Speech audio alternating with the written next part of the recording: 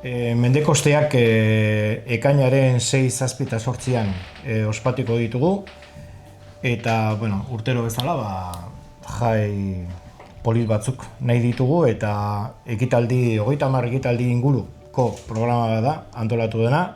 Ostiralean hasiko dugu, ekainak 6an Zabarre eta Maria Labaien etorriko dira, eta eskatzen duguna da, ez helduak bakarrik baizik eta ez gazteak bakarrik eta helduak ere pirataz eta jasteko, eta urtero bezala pirataz mozorrotuta etortzea jendea, ez? Pixka bat animatzeko. Horrez gain, festa denona direla argi utzi nahi dugu, eta mugimendu feministarekin batera, azken aldian bezala, telefono bat jarriko dugu, eta indarkeria matxista ez dugu nahi, herri honetan, bai? Mendekoste jaiak Lezon oso errexak eta oso maitatuak dira, errexak dira, jarduera oso berezia dakatelako trapojale duen bezala, daka gure personajearen jorraketa dago, eta horrek asko errazten du, eta jonek esan duen bezala, jai batzordearen lankidetza bereziki laguntzen du gauzoik ondateatzea, ez.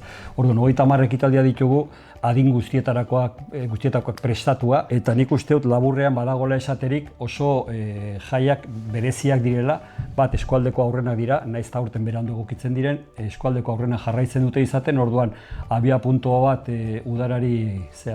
udara horretikan pixkate jaietan sartzeko, eta egitaragua oso oparo badakagu adin guztietako eta ondo pasatzeko. Eta jonek esan du bezala, euskeraz, errespetuz eta ingurua seginduz, klaro. Indarkeria matxistaren aurrean salaketa telefono bat egongo da, programan egongo da telefono hori, eta ordutegia ere pikukalen egongo da, lokala, baina ordutegia ere programan eukiko duzue. Orduan ez da dira ezer gertatu, jai on batzuk izan daitezela, eta eskerrik asko, tortzegatik.